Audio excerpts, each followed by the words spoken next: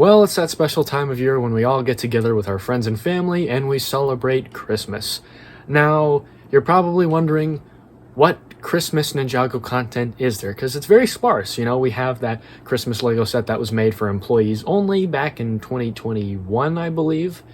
And, you know, there's not a whole lot of Christmas stuff, but Ninjago had 2 Halloween specials, so we might as well have some sort of Christmas episode. And most people don't know about it, but there is a secret lost Ninjago Christmas episode. Hi, I'm your least favorite Lloyd lookalike. Welcome to Ninjago Nostalgic.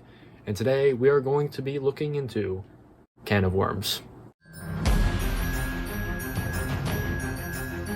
Here goes the whip, sweet silver whip, all ninja say, throw cares away. Chris Whip is here, bringing good cheer to young and old ninja. Let's go, merry, merry, merry with this, merry, merry, merry, merry with this. Roll the clip. Oh, this is not good! Jay! Jay! There's so many elves and gingerbread people everywhere! I never fought little people before! We're toast! Santa?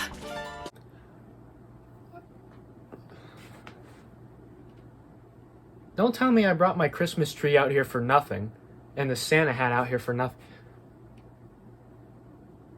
There's more, right? Okay, so that was actually it. There's no more Christmas Ninjago content. There's literally no... Of course there's no Christmas special. Why would there be? Well, I just said earlier, there's Ninjago Possession, which is a whole season, which is like a Halloween special, and then there's Okay. Day of the Departed. But there's no Christmas special. Or Christmas in general in Ninjago. Says who? Says the creators.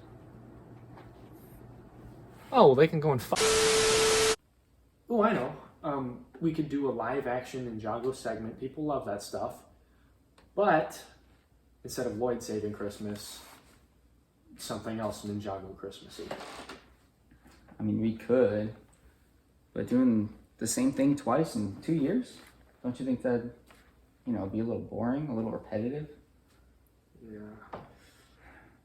You're right. We got to keep the audience on their toes. I mean, we can't. They expect more from us. We got to up the ante. Right. We gotta do something different. Something a little better than last year. Right. I have nothing. I'm blank. Man. I think I have something that might help with that. Oh, yeah? A little. Inspiration? Alright, I'm gonna go get the cups.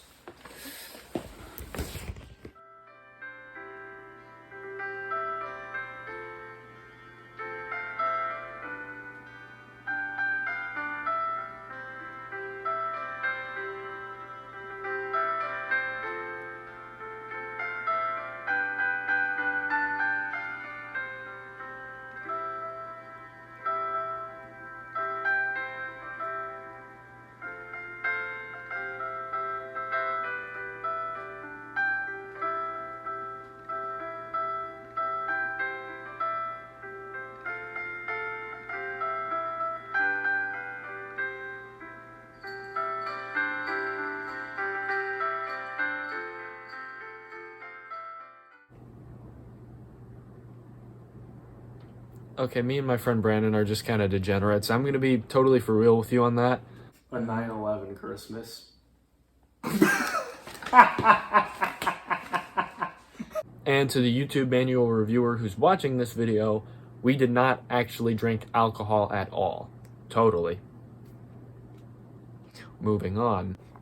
So I've decided to watch the episode Can of Worms for the first time in a long time, and I have to say that it is such a breath of fresh air because I went down memory lane watching that episode.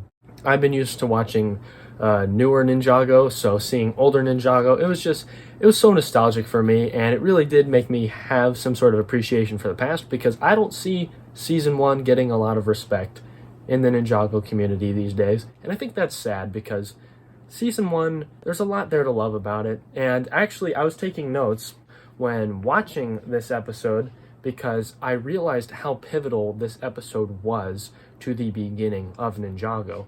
Before I get deep into the episode, I do want to state that even as a kid, this episode was one of the more memorable ones because of the world building aspect, the introduction of the toxic bogs, and the two serpentine tribes of the Venomari and the Constricti. We also got Samurai X's introduction, which is absolutely just awesome, and the road that leads down to, I absolutely love. And the beginning of Lloyd's redemption, and then later the path that goes down is awesome as well. And the funny gag with Pink Zane, finally got a minifigure when season 12 came along of Pink Zane. We've been wanting that for years. We finally got it. I still need to get my hands on that. I still haven't bought that yet. I really want to. The sacred flute is destroyed, so therefore the Serpentine have less of an obstacle in their way. We also have the impending doom setup of the Great Devourer. This is something that, again, later episodes will take care of, but the setup is dreadful. You know that something bad is coming, and you're wondering if the ninja can stop it in time.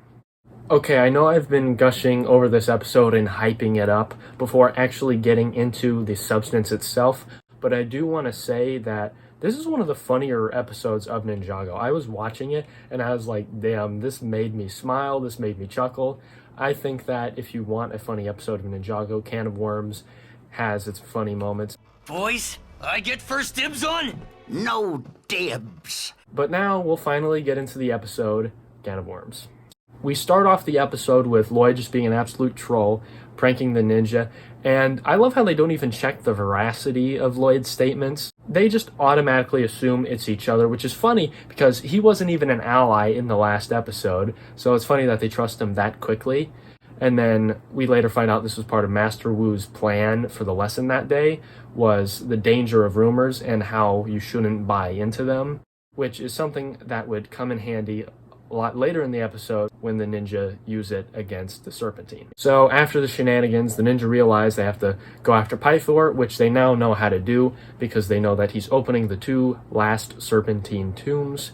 But because of the pattern of the last three tombs, they're able to establish a snake pattern going on Ninjago's map, so they're able to locate the last two tombs. Two teams go to both tombs, and the first team is Cole and Zane, and that's when the revelation of the Great Devourer happens, where they realize that maybe things are a little bit more serious than we thought they were.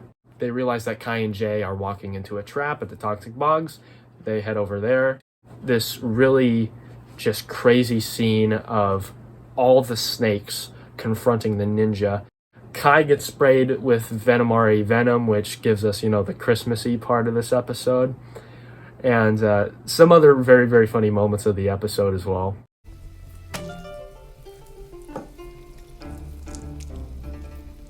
Kai is a little indisposed at the moment, kind of like me and Brandon were.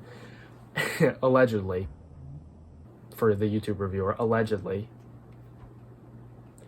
After that, what happens is the secret flute is destroyed and the ninja are rescued by Samurai X, but the Serpentine tribes are meeting in the middle of Ninjago City. They're not meeting above ground, they're meeting underground. Because remember, they're snakes after all. Then we get some racist moments from Cole against snakes. Ugh, I hate snakes. Snakes are bad. Evil. Evil snakes. Racism is bad, but against snakes, I'll allow it. And like I said before, they're able to use the power of rumors against the Serpentine to turn them all against each other to prevent the Great Devourer from being awakened. After that plot synopsis, you wouldn't really think too much happened, but a lot doesn't happen in the story in this episode, but a lot of the things that get introduced, they're huge. Sometimes they say huge. It's massive, the amount of things that happen.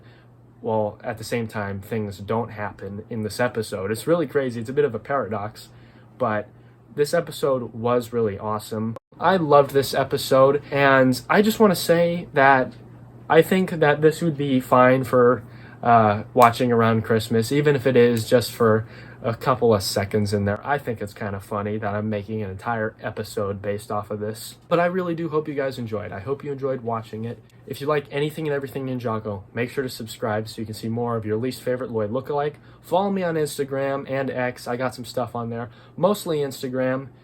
I post there way more than I post here. And man, this has been a crazy year. I thank you guys so much for all the support you've given me. 2,000 subscribers, it's just insane to me, the fact that I've gotten this far.